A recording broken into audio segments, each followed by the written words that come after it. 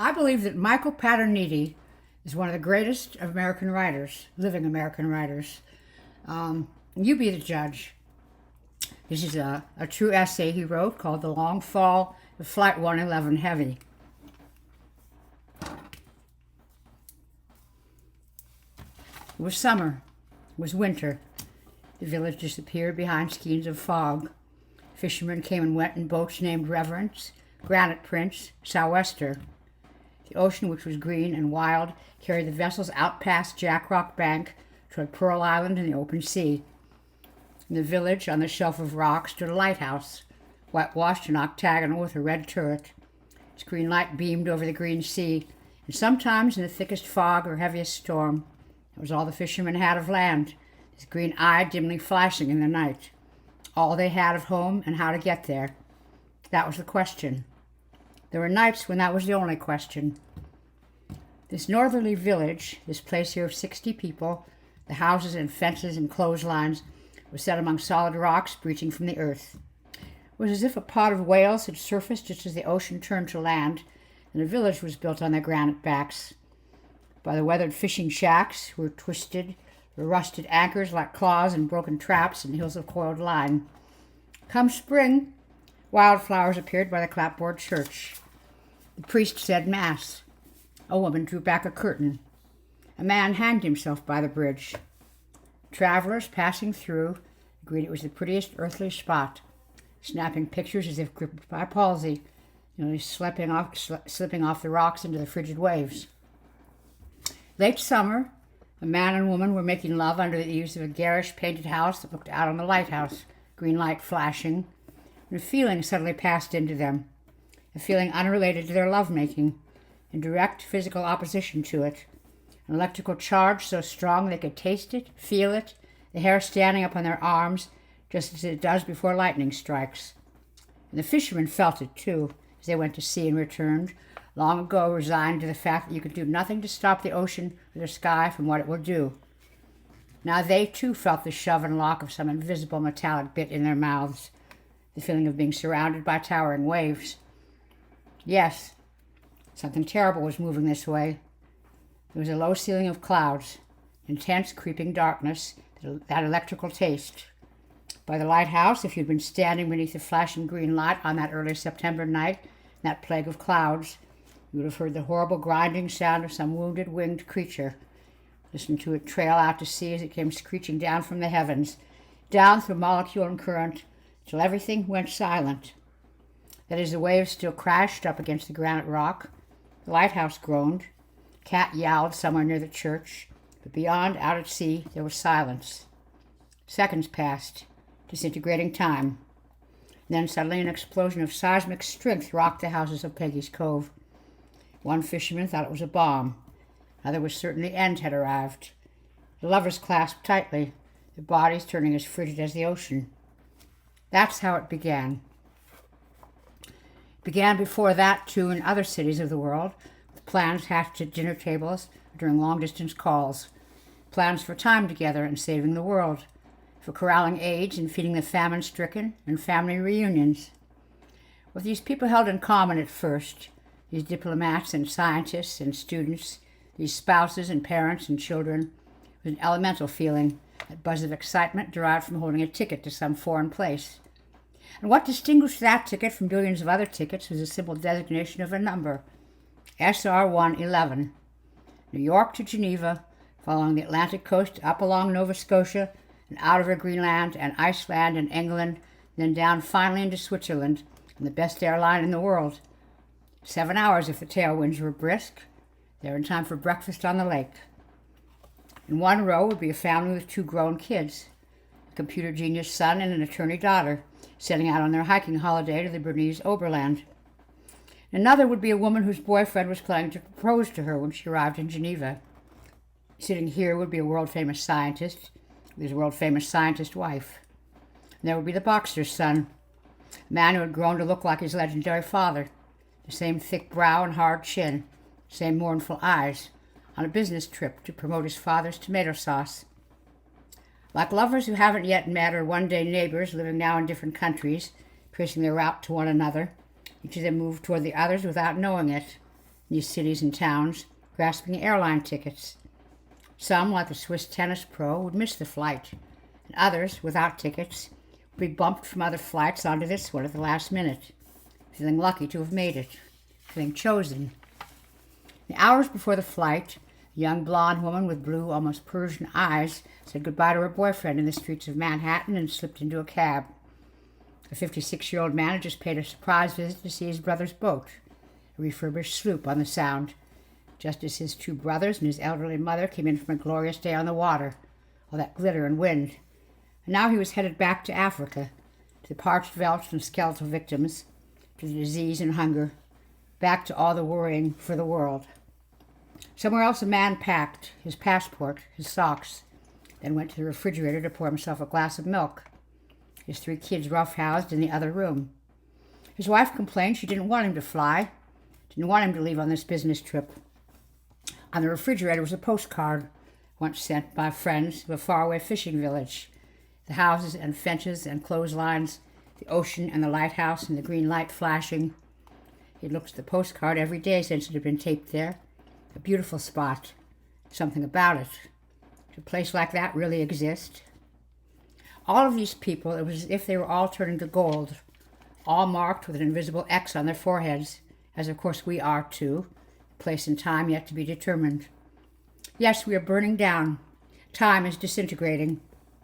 There were 229 people who owned cars and houses, slept in beds, had bought clothes and gifts for this trip, some of them with price tags still on them, and then they were gone. Do you remember the last time you felt the wind, or touched your lips to the head of your child? Can you remember the words she said as she last went, a ticket in hand? Every 2 minutes an airliner moves up the Atlantic coast, tracing ribboned contrails, moving through kingdoms in the air, demarcated by boundaries, what are called corridors and highways by the people who control the sky. In those corridors travel all the planes of the world. Jetliners pushing the speed of sound at the highest altitudes, prop planes puttering at the lowest, and a phylum in between of Cessnas and commuters and corporate jets, all of them passing over the crooked armed peninsulas and jagged coastlines, and somewhere too this northern village as it appears and disappears behind skeins of fog. The pilot, a thin-faced, handsome Swiss man with penetrating brown eyes and a thick mustache, was known among his colleagues as a consummate pilot. He'd recently completed a promotional video for his airline. In it, he, the energetic man named Urs, kisses his beautiful wife goodbye at their home before driving off, and he's standing on the tarmac, smiling, gazing up at his plane, and then in the cockpit, in full command, flipping toggles, running checks, in command, toggles, lights, check, command. So now here they were in their corridor talking, Urs and his co-pilot, Stephen, about their kids, both had 3, about the evening's onboard dinner. An hour into the flight, plane soaring on autopilot, engine a quiet drone beneath noise in the main cabin, the last lights of New England shimmering out the west side of the aircraft. Suddenly there was a tickling smell rising from somewhere in the cockpit, ominous breathing of, really, how could it be? Smoke. Toggles, lights, check. The smoke kept coming. The pilot ran through his emergency checklists, switching various electrical systems on and off to isolate the problem. But the smoke kept coming. He was breathing rapidly. The co-pilot, who wasn't, said, "We have a problem." Back in the cabin, the passengers were sipping wine and soda, penning postcards at 33,000 feet. In first class, some donned airline slippers and supped on hors d'oeuvres while gambling on the computer screens in front of them. Slots, blackjack, keno. Others reclined and felt the air move beneath them. A Saudi prince, the world-famous scientist, the UN field director, the boxer's son, the woman with Persian eyes. An awesome feeling of power here among the stars, plowing for Europe, halfway between the polar cap and the moon, gambling and guzzling and gourmandizing, oblivious as even now the pilot was on the radio, using the secret language of the sky to declare an emergency. "Pan, pan, pan," said Urs. "We have smoke in the cockpit. Request deviate. Immediate return to a convenient place. I guess Boston. Toggles, lights, check, breathe." "Would you prefer to go to Halifax?" said Air Traffic Control, calm voice from a northern place called Moncton. A man watching a green hexagon crawl across a large round screen. This very flight moving across the screen, a single clean green light. Affirmative for 111 Heavy, said the pilot. We have the oxygen mask on. Go ahead with the weather. Could I have the number of souls on board for emergency services? Chimed in Halifax Control. Roger, said the pilot. He never answered the question, looking frantically down his checklist, circling back over the ocean to release tons of fuel to lighten the craft for an emergency landing. The plane dropping to 19,000 feet, then 12,000, and 10,000. An alarm sounded. The autopilot shut down. Lights switched on and off in both the cockpit and the cabin. Flight attendants rushing through the aisles. One of the 3 engines quit in what was now becoming a huge electrical meltdown. Urs radioed something in German, emergency checklist, air conditioning, smoke. Then in English, sorry, maintaining at 10,000 feet. His voice urgent, the words blurring. The smoke was thick, the heat increasing. The checklists, bloody checklists, leading nowhere, We're declaring emergency now at time 0124. We have to land immediate. The instrument panel, bright digital displays went black. Both pilot and co-pilot were now breathing frantically. Then nothing. Radio contact ceased. Temperatures in the cockpit were rising precipitously. Aluminum fixtures began to melt. It's possible that one of the pilots, or both, simply caught fire. Air traffic control in Moncton, the green hexagon flickered off the screen. There was silence. One controller began trembling, another wept. It was falling. 6 minutes later, SR-111 plunged into the dark sea. The medical examiner woke to a ringing phone, the worst way to wake. 10-something on the clock, or was it 11? The phone ringing in the house where he lived alone, rather of his 2 retrievers, but alone too, without wife or woman. He lived near the village with a lighthouse, had moved here less than 3 years ago from out west, spent much of his life rolling around, weird things following him, demons and disasters. Had a train wreck once in Great Britain, early in his career, a Sunday night. University students coming back to London after a weekend at home. The train left the tracks at speed. He'd never seen anything like that in his life. 60 dead, decapitations, severed arms and legs. These kids, hours before whole and happy, now disassembled. Time disintegrating in the small fires of the wreckage. After the second night, while everyone kept their stiff upper lips, he sobbed uncontrollably. He scared himself, not so much because he was sobbing, because he couldn't stop. There had been a tornado in Edmonton, 23 dead. And another train wreck in Western Canada, in the Interlands, 50 miles east of Jasper. 25 dead in a ravine. He'd nearly been drummed out of the job for his handling of that one. The media swarmed to photograph mangled bodies. The medical examiner, heady from all the attention and a bit offended by it, knowing he shouldn't, stuffed some towels and linens on a litter, draped them with a sheet, rolled the whole thing out for the cameras. Your dead body, gentlemen. Later, when they found out, they hated him for that. Called for his head. This had been a frustrating day, though. Driving up to New Glasgow, waiting to take the stand to testify in the case of a teenage killer. Waiting. 4, 5, 6 hours, time passing. Nothing to do in that town except pitter here and there. Waiting. Got off the stand around 6. Home by 9. Deeply annoyed. Too late to cook. Got into the frozen food. Then to bed. Reading the paper. Drifting. Reading. Drifting. Now the phone was ringing. A woman from the office. A jet was down. Without thinking, he said, "It's a mistake. Call me back if anything comes of it." Set the phone in its cradle, and a minute later, it rang again.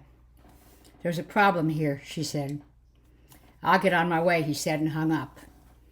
He automatically put a suitcase on the bed, an overnight bag. Then it dawned on him. There'd been no talk about numbers yet. The possible dead. There could be hundreds. He knew that. Yes, he did know that now, didn't he? He walked back and forth between his cupboard and his bed, flustered, disbelieving. Maybe hundreds. The adrenaline released with hypodermic efficiency. Hundreds of bodies. Each one of them would touch his hands. He would have to touch them, identify them, confer what remained of them to some resting place. He would have to bear witness to the horrible thing up close, what it did up close. Examine it, notate, dissect, all the while feel what it did, feel it in each jagged bone. Flustered, disbelieving, took him 40 minutes to pack his bag with a couple pairs of khakis, some underwear, shirts, a pair of comfortable shoes, some shaving gear. Should have taken 5 minutes. He was a sensitive, empathetic man, at least he thought so, did his ex-wife, did his 2 faraway daughters, with a sharp, if morbid sense of humor, kind of loner in this northern place, Nova Scotia, where clans had carved out their lives over centuries and generations, where someone's great-great-grandfather had once fished someone else's great-great-grandfather from a storm at sea. He was an outsider, had always been, which qualified him for what was now coming, lurching toward him at the speed it would take him to drive in that thick night, in the warm rain that now fell like pieces of sky, from his home to his office. No, he didn't know then, as he left the retrievers, Dan and Deputy behind, as he closed the door on his house, everything freezing in time as he did, magazines fanned on a table, milk in the refrigerator, didn't know that summer would pass and fall would arrive, and the leaves would vanish from the trees before he returned. Now all he did was drive, doing the math. There were 12 in the office and 6 in the morgue. The local hospitals might be able to cough up 30 more. That didn't even begin to cover it. Where the hell were they going to find enough body bags? More phones rang, more people woke. The Coast Guard, the Mounties, ministers, presidents, the Navy, the airline, the media. Everyone scrambling to figure out what was going on. Without realizing it, everyone was now caught in the spreading fire. The village boats left for sea. The fishermen rolled from their beds, threw on rain gear, buddied up, and started out, unquestioning, reflexively. You couldn't keep the sea and sky from what it would do. Many of the fishermen thought they were going in search of survivors, were convinced of it, owing to the legacy of shipwrecks in these parts, which often meant someone was out there, somewhere in all that inky black, in a yellow raft, waiting for help, cold, shivering, alive, waiting for someone, waiting for them. The television reporter stood on the shore, the growing cabal of other reporters, fellow parasites. He stood apart, shifting from foot to foot, antsy, squinting out at the ocean. Shit, where? Others worked their cell phones, frantically scrounging for the story, but still nobody knew anything.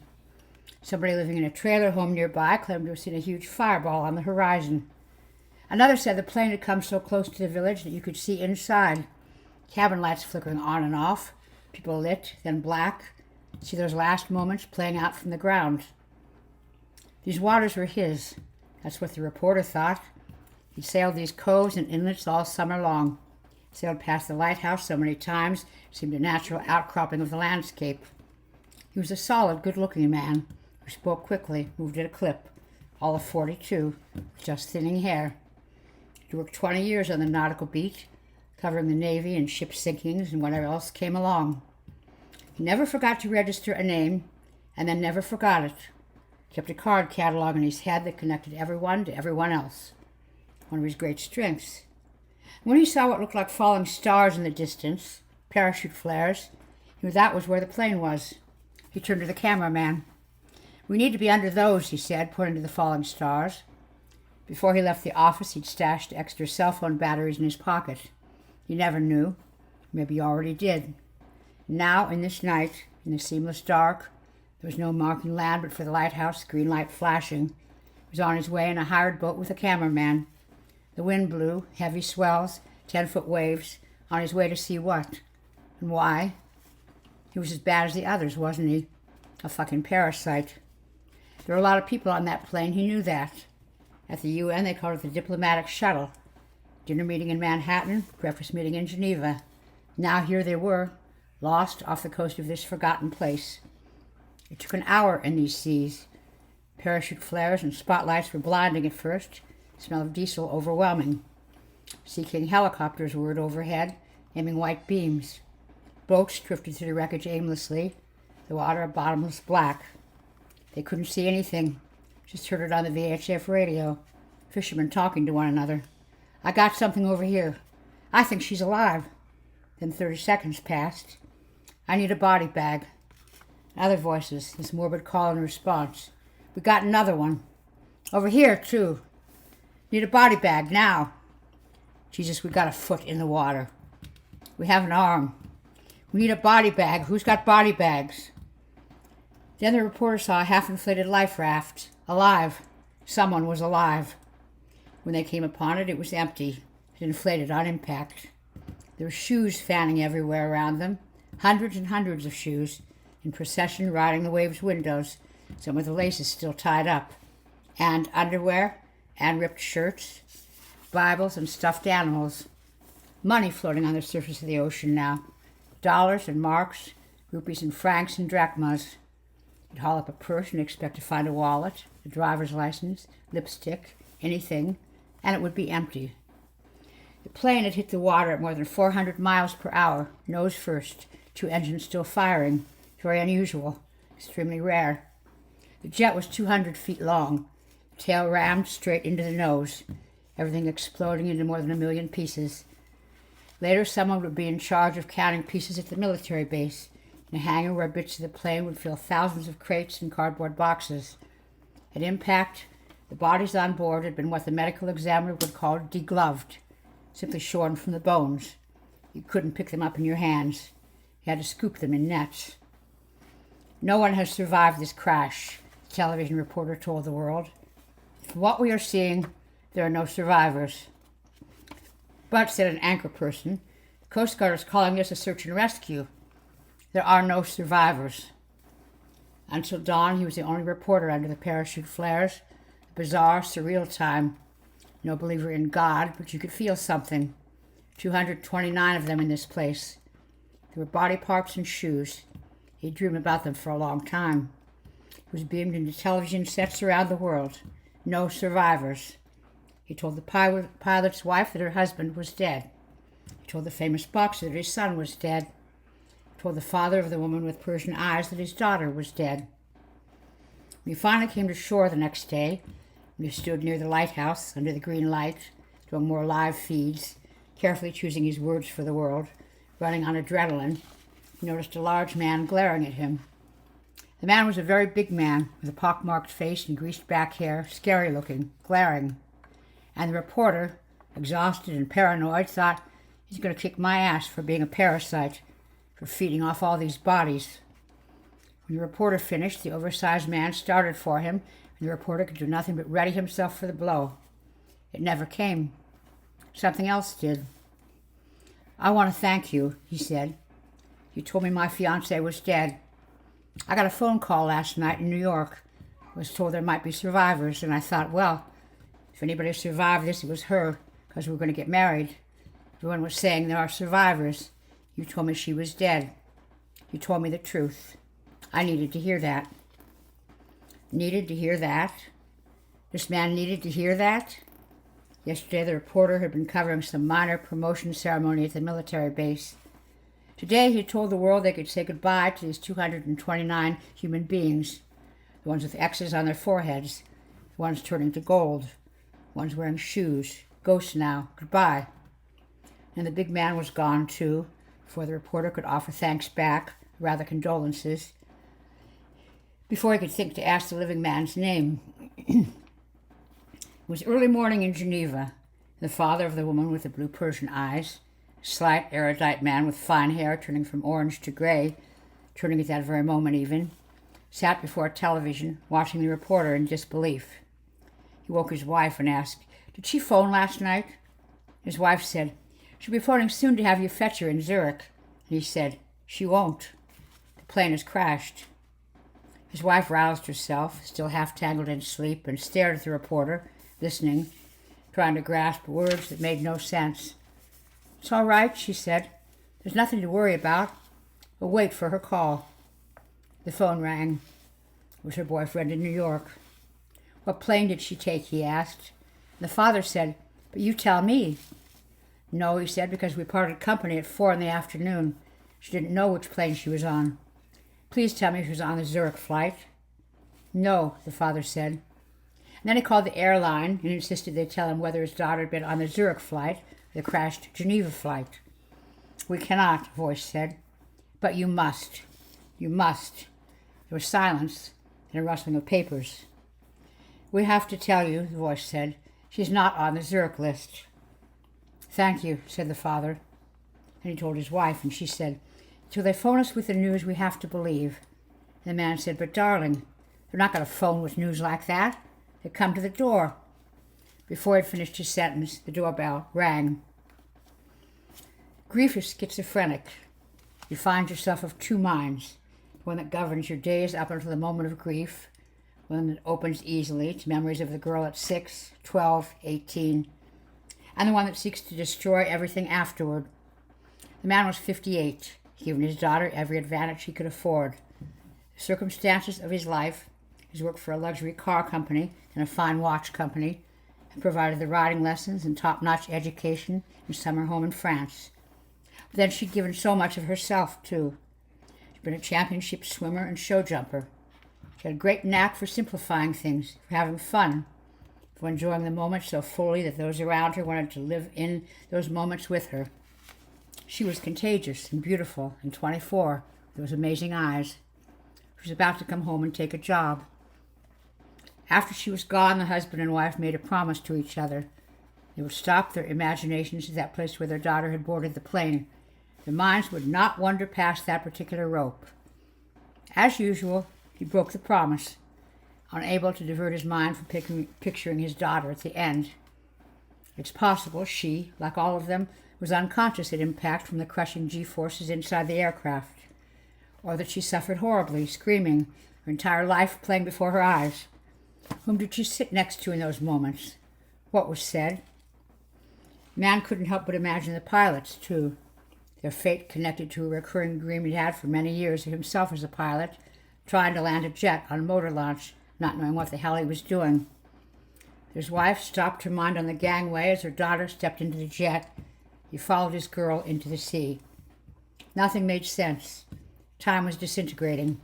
Everything was a confusion, chaos. Walking through town, he'd see the river and have to keep himself from slipping into it. He'd go to the station and hold back from throwing himself before a train. How good it would feel. A matter of time now, not whether, but when. Today, tomorrow, what would it feel like?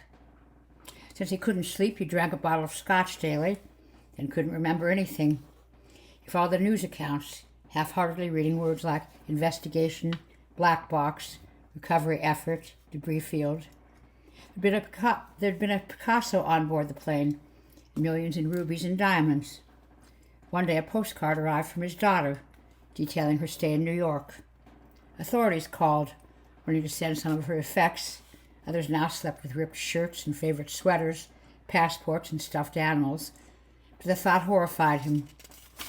What was worse was the man could never have foreseen after 30 years of marriage, after having done so much to put a life together, was how quickly it became undone. He'd spent those decades stitching up a beautiful life. The watch on his wrist, mysterious blue, cost the same as a small house. Now he didn't want to be with anybody, just alone. And his wife, his best friend, his wife had stopped at the gangway. How could she? How could she not follow their beloved daughter into the ocean? Silly words comforted her while they enraged him. Having family nearby was a source of strength for her, torment for him. This response or that response of hers seemed so wrong. In his mind he was asking, what's the point of this life? She said, we must forget. There was one thing that made him feel better. He flew alone to the northern village a few days after the crash, thinking he'd have to identify his daughter. Drove down along the coast road to the lighthouse. The media was now encamped here, among the houses and rocks and clotheslines, long-range lenses trained on anybody shedding a tear, beaming the image to the world. He came to this village, and he felt something, some parts of him rising too. He knew he was going mad, and he could feel these waves churning inside him, his daughter there too. When he returned to Geneva, he simply went back to devising ways to kill himself. The full severity of the crash dawned on the medical examiner only the morning after we rode a Sea King out to the debris field. The fishermen and others in Zodiacs kept shuttling body parts to a huge command ship. The captain on the radio to these men talking in calm tones. Many would later say it was that voice, that reassuring voice, that pulled them through the night. The media had already begun a body count, based on the bags coming ashore. Yet there were no bodies out here whatsoever. Not one intact body in those bags, which were running out fast. But for one, they couldn't identify a single soul visually. Back at the military base, medical examiners set up in Hangar B refrigerated trucks called reefers parked outside to hold the remains. There were huge fans and scented candles to mask the smell. The whole place lit and guttered like a church, like the strangest church. On one wall hung a huge diagram of the plane, a seating chart, as the remains of a passenger were identified by dental records or DNA, by a distinctive tattoo or a wedding ring. A blue dot was placed on the passenger's seat. The medical examiner would eventually be in charge of 400 people here, a cadre of pathologists and DNA experts, morticians, media liaisons, and staff.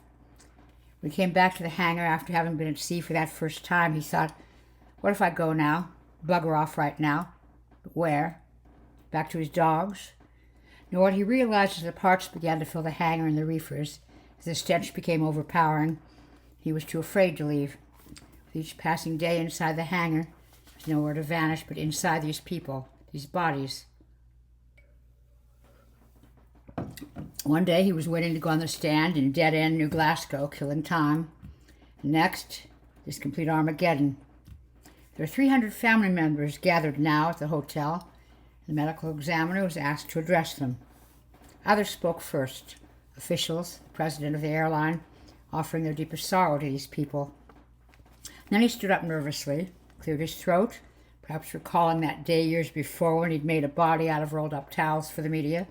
How simple and, well, how hilarious that had been, at least to him. How do you tell grieving family members the average body is now in 100 pieces, 100 little stars? A fisherman saw a human heart on the surface of the water. You will never see your loved ones again, he said. Those were the first words out of his mouth. The crowd let out a massive exhalation as if hit in the stomach. One man began sobbing uncontrollably and was led from the room. Not only are they dead, you will never see them again. He'd said it. However painful, he knew this much. If you look away, you self-justify or obfuscate, and you're stuck with the lie. You may make it through the moment. In a day, a week, a year, it will bring you down, like cheetahs on a gazelle. Yes, he told them. If anything, they could see their own fear in his eyes, feel their quaver in his voice, their tears welling in his eyes. No stiff upper lip here. Fuck the macho and whatever it was that made you a man. There was a heart on the surface of the water. He vowed he would not betray these people. Be no fake body under a sheet.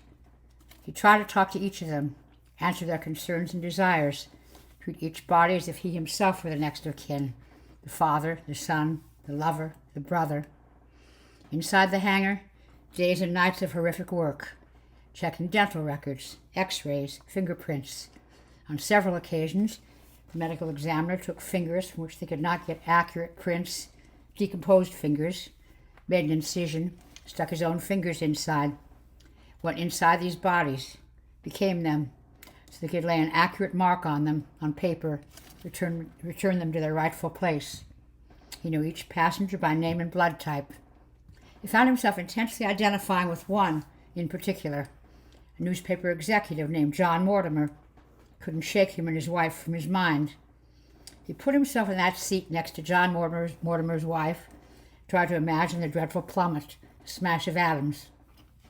He tried to do the math. A loving couple falls from the sky at 400 miles per hour, maybe 6 minutes until impact. What did they say? What could be done? Day after day, more blue dots came to fill the seats of the imaginary plane. He was not a believer in God. The priest had come to the hangar. The medical examiner said, "Do you feel it?" The priest said, "The souls are hovering." The medical examiner looked up and said, "Yes. Yes, they are." Then that November day came when they were done. There would be more dredging, hundreds of pounds of remains to come, jagged bones in piles, the plane hitting so hard some were embedded with quarters and nickels. Clean as a whistle from the currents of the sea, but they were basically done. There were only a few technicians left in the hangar. They're going to shut it down, and the medical examiner came in early when no one was there. He knew it was perverse, but he didn't want it to end.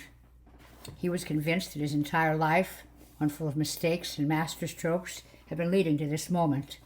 He was exhausted, flirting with a breakdown. He knew that, could feel it, but he knew too that if he'd run, the cheetahs would have caught him. Somewhere out there on the veldt, they would have dragged him down. It was fall, the leaves off the trees. A season had passed. How many seasons had passed? Nothing made sense. He was going back to his life, his dogs, the daughter who thought he was grandstanding now, saw his public empathy as something he'd never once offered her.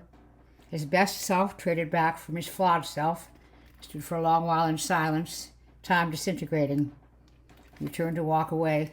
Even later, when he retired and packed up and moved back west, most of them stayed right here. The passengers were blue dots now. They were still alive. After that first night, when as time passed and the story fell from the news, the television reporter had been driven deeper into it. He learned the names, who connected to whom.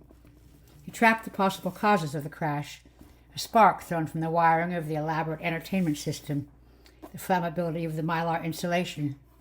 He was haunted by the prospect that if the pilot had landed immediately, hadn't gone by the book, dallying with checklists, had put the jet down, everyone might still be alive. But then he met the pilot's wife. He went to Zurich, flew in the cockpit of the same kind of jet that had crashed, one of the dead pilot's best friends. An awesome feeling of power up in the kingdom of sky, plowing for Europe. He met the pilot's wife at her expensive home in a ritzy neighborhood with a lap pool and lots of sunlight inside. The woman was startlingly attractive, especially when she smiled, which wasn't often these days. In her former life, when she wanted to go to Manhattan or Hong Kong or Tokyo, she didn't go first class. She went in the cockpit. When her husband spoke, a dozen people jumped. They'd met when she was a flight attendant. Now here she was, describing how she and her 3 children were trying to carry on without their father, her husband, Urs. She told a story about going to the crash site, aboard a boat that took the families there, about how hard it had been for everyone, how the kids were down, very down. Coming back over the side in the water, there were suddenly dolphins running in the ocean, an amazing vision, like electrical currents, these dolphins up from the deep and slipping alongside them. Not too long after, she decided that she was going back to work as a flight attendant for the same airline. Her first flight was the New York-Geneva route, the same type of aircraft as the one her husband had ridden into the sea. There were others, too, people so moved by the graciousness of these in the northern place that they returned or even bought property to be closer. One man sailed his sloop here in honor of the brother who taught him to sail in the first place, the brother trying to save the world.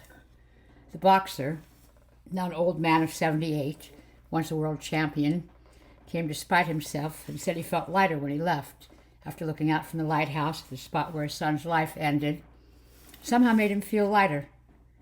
Others came and saw the hangar where the remains had been, the hangar where the 1,000,000 pieces of plane were still boxed and numbered, seats over here, armrests over there. The 3 jet engines were there too, big hulking things with mangled rotors. How did these people do it? How did they go on? How could they? One woman whom the reporter had interviewed in New York had a box of stuff that had once been her daughter's. A French-English dictionary, a cup, a pair of binoculars, some glasses, a locket that she, the mother, had given her. She spent hours touching these things. And then another woman who lost her husband heard that they had found parts of his hand, had tested its DNA. She asked that the remains be sent directly to her, though usually the remains were sent to funeral homes or hospitals. The reporter knew a counselor who had spent 4 hours on the phone with the wife who had her husband's hand. She finally sent the police, because the woman was trying to put it back together. "I can get the thumb," she said, "but I can't get the next part." The reporter didn't have the luxury of a breakdown, what with 3 kids. He still had the nightmares, shoes and body parts.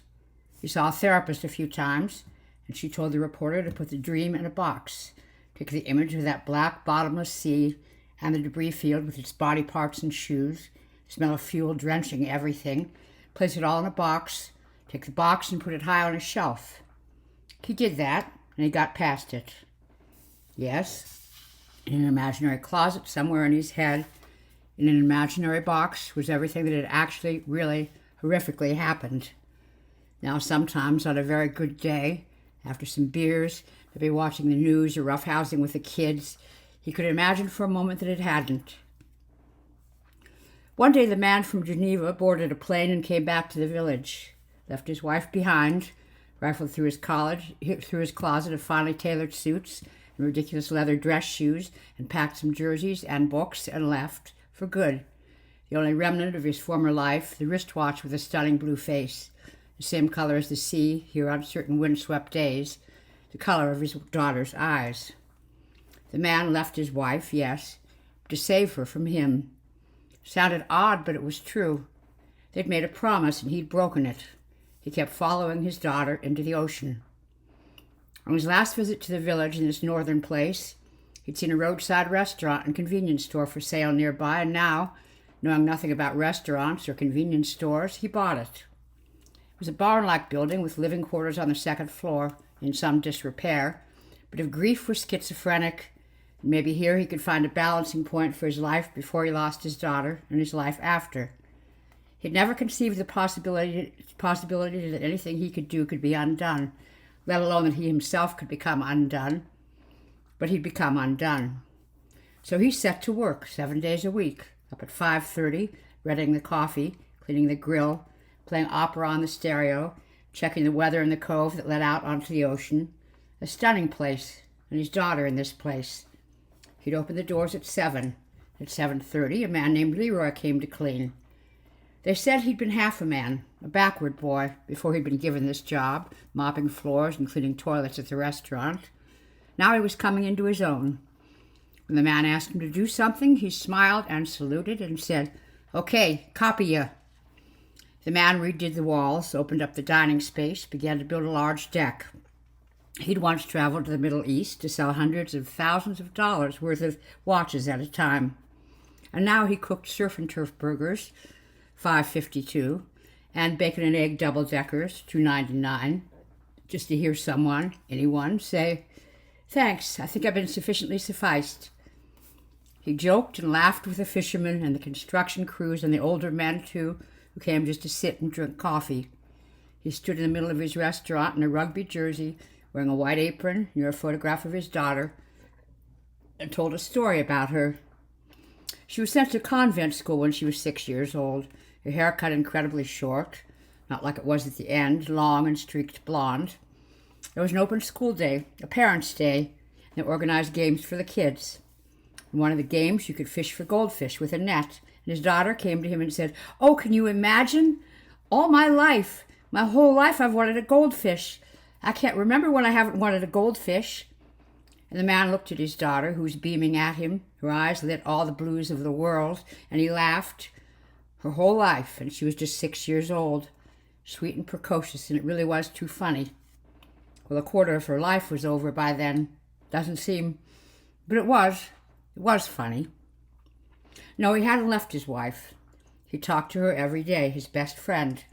But Geneva was her home, and this was his now, this village. His beard had gone more gray over the winter here. Who could ever imagine where life might carry you, humbled and hopeful, lost and found and lost again as a storm blew in from the sea. There would be a day when he and his wife would be together again. They would reach an understanding. They would perhaps travel down to Morocco, to Marrakesh, a place they'd loved for its color and light, for its people, together again, released, absolved, together. Be a strange, wonderful resolution, thought the man, imagining it. They would make themselves clean. But now there were hungry men at a table, and so this man with a spectacular wristwatch tied on his apron went to the grill. This man, though he was hungry too, he fed the others first. It was summer. It was winter. The village disappeared behind skeins of fog. Fishermen came and went in their boats that had been at the crash site all those seasons ago, under the dark ceiling of night clouds in those swells of black, bottomless water. One of the men fished a baby from the sea, kneeling on deck, lit by the parachute tracers, holding fast to what was left of the child, time disintegrating. Those who braved the night said that something happened out there, something horrible, And then, this is the odd part, something beautiful. The strange, eerie silence, everything drenched in fuel, you could feel it, almost taste it. Something rising up from this spot, up through the ocean, through the men who stood out there in boats, among the shoes. Something rose through them, like electricity. At the edge of the rocks stood the lighthouse, green light flashing, flashing. Sometimes in the heaviest storm, that was all the fishermen had of land, his green eye dimly flashing in the night. All they had of home and how to get there. That was the question. And there were other questions that lingered, too, when they dared to consider them. Even at noon on the brightest days of the year, especially on the brightest days of the year, when the wind whipped the laundry on the line, the question lingered. Yes, what had happened here? And why did the clothes on the line look as if they were filled by bodies, that there were no bodies in sight anymore?